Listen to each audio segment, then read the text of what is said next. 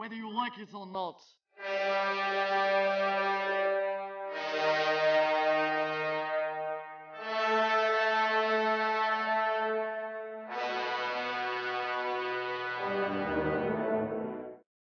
Greetings, gentle viewers. Something a little bit different tonight. A look at slasher movies. Slasher movies have been a staple of horror movies since Halloween. Although Halloween was likely not the first slasher movie, it was the film that brought note to the genre and inspired a glut of other films. In the years that followed, the genre's popularity has raised and lowered, and every time the genre is declared dead, it roars back to life, gives birth to more franchises, and remakes its old classics. And yet no one remakes Slumber Party Massacre 2. Where's the justice? Given the amazing amount of slasher films that have been made, it's almost impossible that you've seen them all. There's been old ones, new ones, good ones, bad ones, silly ones, space-based ones, ones that might not have happened, ones that shouldn't be awesome but are, fictional ones, ones with titles that you wouldn't believe, and even third sequels to films that you didn't realize even had one. But tonight we're going to look at 6 in particular. 6 slashers that you might not have seen and you probably don't want to. Not because they're all bad, because they're not. Though most of them are, but some of them aren't. These aren't in any list. This is not going from best to worst or worst to best or anything like that, but I will point out which are the better ones as we go. This is my top list of slasher movies that you probably haven't seen and you probably don't want to see. Why top 6? Because fuck you! Number 6. Stage Fright. This is an Italian slasher made in the 80s, and it just oozes 80s-ness. And script-wise, it's extremely generic. And when it's not being generic, it's being ridiculous. Like when it reveals that the killer is wearing a massive owl mask that can barely get through a door. So why is it on the list? Because it's pretty. It's the slasher equivalent of The Fall. Yes, the visuals aren't anywhere near as beautiful as The Fall, but frankly the amount of slasher films that actually end up looking visually striking is so small that this film, which would be a vaguely arty-looking generic and very stupid movie in any other genre, becomes the benchmark of beautiful visuals in this genre. And that's just sad. And I'd make all sorts of jokes about it being so 80s that the DVD literally oozes new Coke, but I've already seen Chopping Mall and You're Never Too Young to Die. And I'm now vaccinated against levels of 80s-ness that would kill most people. Stage Fright. It's fucking pretty. If you want to go, ah, while enjoying Italians getting killed, watch it. But make sure you can handle terminal levels of 80s-ness. Number 5. Switch Killer is one of those films with a brilliantly trashy and stupid storyline that never quite lives up to the promise of the plot. It's a lot like Jesus Christ the Vampire Hunter in that regard. Basically, it's about a woman who leaves her abusive boyfriend, decides that she's a lesbian, and moves to Las Vegas to be a stripper. Also, in this movie, every stripper's a lesbian. I'm not complaining, but I'm not entirely sure it's accurate. Remind me to investigate further. So several years later, the boyfriend reappears, having turned himself into a woman, and is killing all of the ex's female friends and ex-girlfriends so they can be together again. Did I mention that it's also called the Trans-American Killer? It's insane, stupid, ridiculous on every level, and has a soundtrack which sounds like it's been borrowed from a late 90s vampire movie. I'm not kidding. Listen. Oh man. I'm gonna make you happy if it kills me.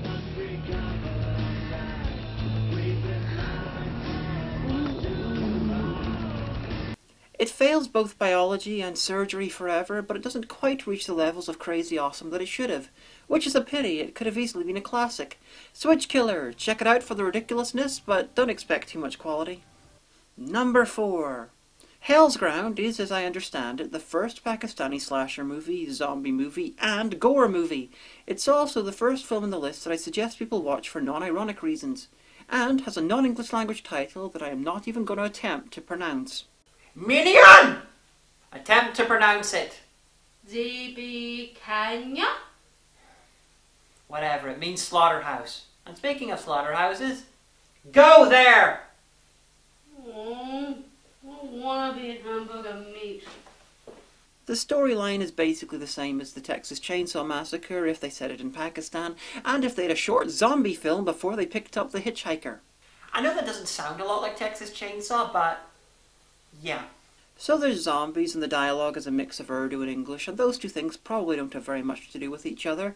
And they run into this fakir-looking guy, the equivalent of the Hitchhiker, and later on, the Leatherface equivalent, who wears a burqa. And given where Ed Gein got the skin that he used to wear, I think that having a character based on him wearing drag, it's completely appropriate. And just in case you thought they were stopping their Texas Chainsaw referencing with only the van, the teens, the hitchhiker, the 70s look and the killer, there's also a lair and their version of the cook as well. And just in case you thought they were missing out on any shit, there's crazy old rednecks too. It truly is the cinematic equivalent of taking some Texas barbecue, adding some spices, chopping up the meat, adding rice, adding sauces, and then stretching the metaphor way too far and turning it into a curry. If this exact film had been made in America or the UK or Australia or somewhere, then I'd be calling this the most derivative piece of crap ever and possibly hoping that Toby Hooper sued. And use the money to make Life Force 2. Yet more naked alien space vampires!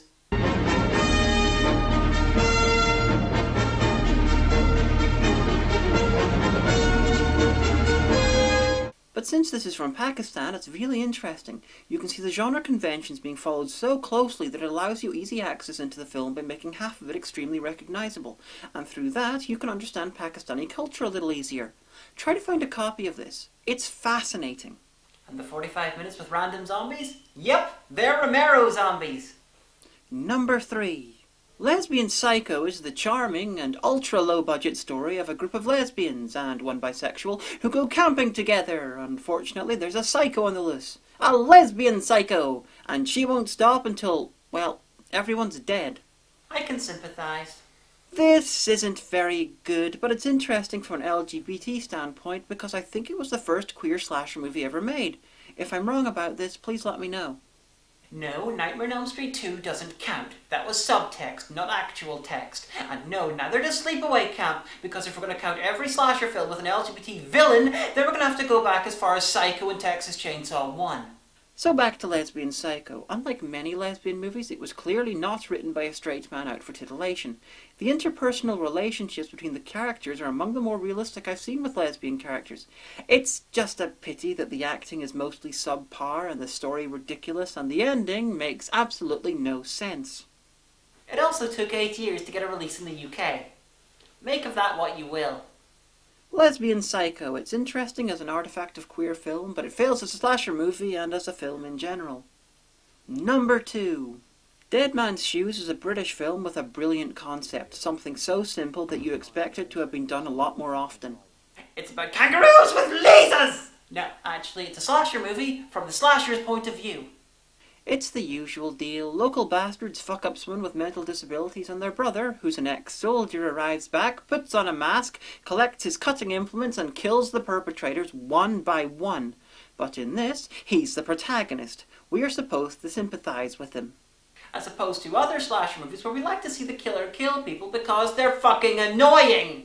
This, like Hell's Ground, is well worth a watch. It's a great concept and executed well for the most part, even if it doesn't quite follow the genre conventions to the letter.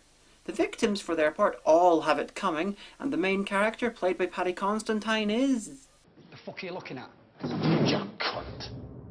One does not fuck with Paddy Constantine. To give you an idea, shredded up pictures of this man have been known to be used as testosterone replacement. Now you're a male! Oh my, oh my, oh my, oh, now you're a male! Male, male, male, male, male, now you're a male! M-A-N, man, man, man, man! Now you're a male!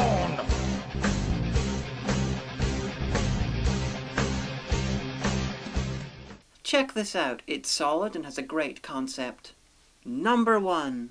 And now for number 1, the top of my list of slasher movies that you've never seen before and you probably don't want to. Although the distinction is pretty pointless really, because this list is not in any order whatsoever.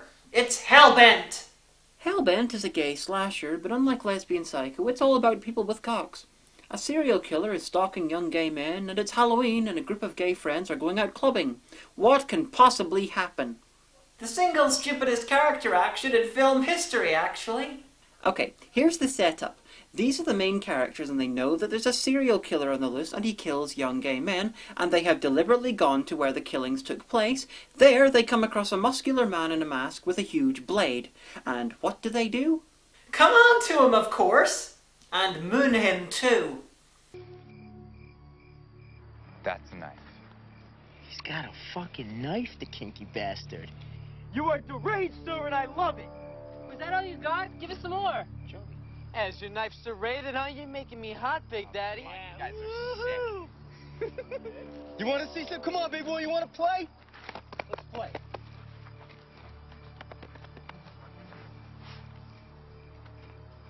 Yes, these Walking Darwin Awards decide to come on to the guy who might as well have serial killer in not very good slasher movie tattooed across his chest.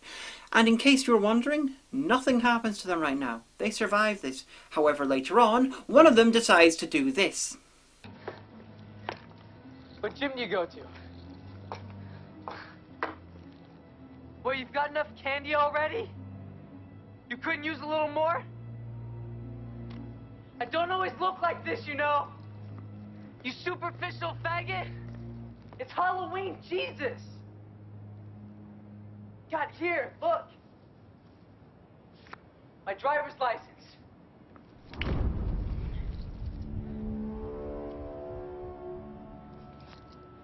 It's not bad, huh?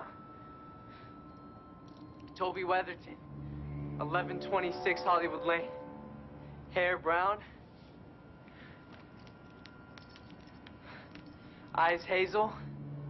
Sex. Male.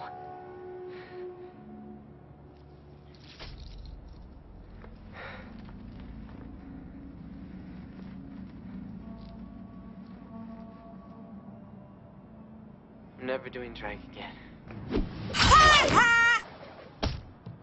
Yeah, you can see how stupid the character was in that scene, and yet that's not the stupidest thing that someone does in this film.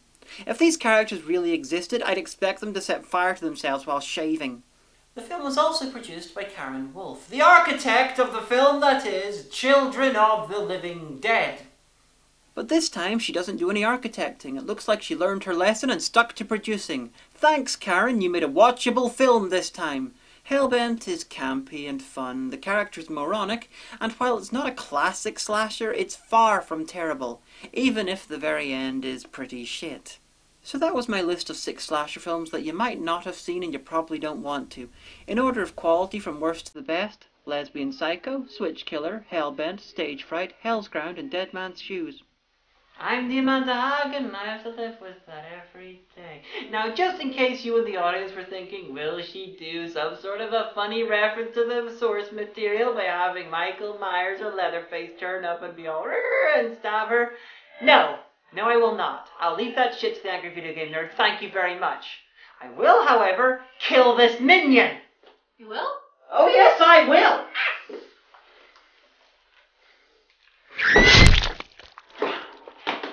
Did you like that?